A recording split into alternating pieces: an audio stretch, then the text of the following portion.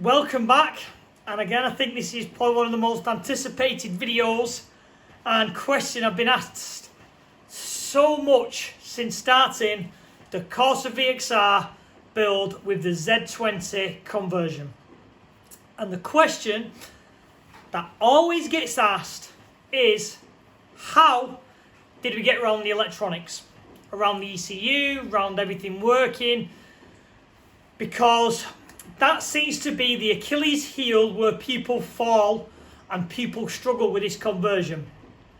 Now, I've known people to take nearly 12 months and not suss it out. I've known people to do it a little bit, but then not, and then have issues with other things not working. So let me tell you a little bit about the car and where it's up to, and we'll get onto the electronic side. But unfortunately, guys, this is not going to be a how-to video and an explanation of how to get it running, but I will go into that and tell you why. So the Corsa VXR, it works, it runs, it drives, everything's good on it. The clocks work, accelerator, the speedo, all that works. The power steering works, ABS works. You name it, everything that's on the factory VXR works and has no problems. And the reason why I say this is, on researching in the past about this conversion, there were cars that would run, I think there's only probably been a handful done, that would run and drive, but things like speedo won't work. I think a Saab one turned up not long ago, power steering and speedo won't work. There was a lot of different things where people weren't getting certain parts of the car to talk to other parts of the car. So I'll kind of explain that a little bit. The Corsa ECU is a completely different ECU to the Astra ECU. As I've gone into a previous video, they look for different signals and different waveforms, and you struggle to get them to talk together. You struggle to get it to control itself. It's a bit of a minefield. Now, the reason why I don't want to go into telling you how I've done it is, the reason being is, knowing what I know now, it can be very part specific. So what model Corsa are you? What year Corsa are you? You know, what ECU numbers have you got? What hardware numbers, what software numbers? People who do KES programming will understand what that is. You know, there is so many variants that I think it would be wrong for me to go, yeah, we did this, we did that, we did the other, because it's not that simple. We've had to use global Vauxhall, which again, unless you have access to main dealer, it's not something the average Joe can do. It's not as simple as like with the Corsa Cs, where I can just give you a diagram and say, put that pin to that pin to that pin. It's not that easy. There is so much around it that involves finding the right, again, just trying to sneak in there, finding the right piece of loom, because it has certain wires in there that do certain things. It's finding the right ECU codes with the right serial numbers and the right hardware numbers to get that to work out.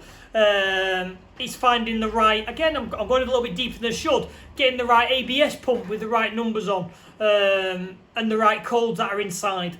Some of them might need changing, flashing, it's all these specific numbers that need to talk to each other through certain channels to get it all to work. And we've only doing one, and they're being the VXR range from, I think they came out in 07 and go all the way up to the newer ones, which are 64, 65s. It would be wrong of me to say, do it this way. So what I'm trying to say is, unfortunately, I can't tell you the answers to this question. And I don't really want to tell you how we've done it, because I know what the internet's like. The people are going to go and have a go doing it, and then come back moaning at me saying, well, that didn't work, and I've spent all this money and I've done it this way and it doesn't work. So I'm not doing that. But what I will do is, I'm thinking about a way that I can bring it to the masses.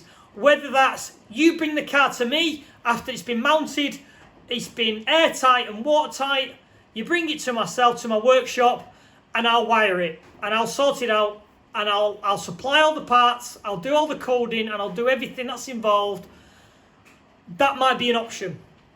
Then there's another option of I might make a complete package, where it's a bolt-on package where I can just supply it to you, you can bolt it on, and away you go. But at this moment in time, guys, unfortunately, I can't give you them answers because it'd be wrong for me to do. And plus, bear in mind, I've still not done a lot of miles in this car. I've only drove around the block, started it, let it get up to temperature. That's all I've done. So I don't know whether, you know, there's going to be additional faults in the future, which could be electrical, you know, related. And for me to just say, yes, you do X, Y, and Z would be totally wrong and totally unprofessional and not what I want to do for people who watch my channel. So at some point in the future, I will give you the resources to get the wiring done. Now, whether that be a service through me or whether that's a package I send out, I don't know as yet, and I don't know how it's going to turn out. But I thought I wanted to address this because I've had a lot of questions come through about it from all over the Europe, from all over the UK, from people who have put the engine in and still can't, you know, get around the electrical side. So I thought I'd address the situation and where I am and what I'm willing to tell. So unfortunately, that's where I'm at. I will say, in the coming future, it's looking like I'm having a new shape Corsa VXR coming through, which is, I think, a 64 plate one, which again, different sim unit, different ECU, different wiring looms, completely different to mine, which is, I think, it's a 2010 model. So I can use the theory on mine on that one and see whether it works. So I am in the background working on it, guys. It's just something that's going to take time. If you want to have a go yourself and you crack it and you release it, fantastic, please do so. But as it sits with me and having this outlet, I just don't think it's the right thing to do or the professional thing to do until I know it's 110% right and I can give it to the people who need it and are going to, you know, and they're not going to fall flat on the face and waste money. Because you've also got to take into consideration is, when we started the conversion on the VXR, we didn't know how to do it. We just took the punt, we spent the money, and we bought the car, bought the engine, and had to make it work. So just on the ECU side, I think I was best part of, let's round it up, £500 into, you know, buying ECUs, buying wavelength adapters, buying different random, you know, wiring looms, buying different fuse boxes, buying lots of parts to try this, to try that, to see whether they'd work between each other. You know, adapting files, changing files. You know, I invested a lot of time and a lot of money into it. And it's not that I don't want to give it away for free. It's not that. It's the fact of, I don't want you guys to do the same and waste money when I'm not 100% that this route is rock solid on every model. Because you could come up with someone who's got, you know, a Corsa D 1.2 and do the conversion, and that will be completely different to the VXR, because the VXR is a completely different ECU. I think it's an ME762, I think it is, off the top of my head, where and that takes different types of wave patterns, different resistance readings, takes completely different type of parameters than the Corsa 1.2 does.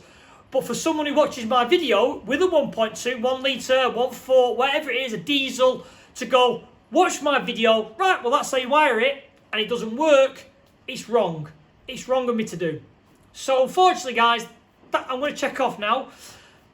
I can't give you the answers.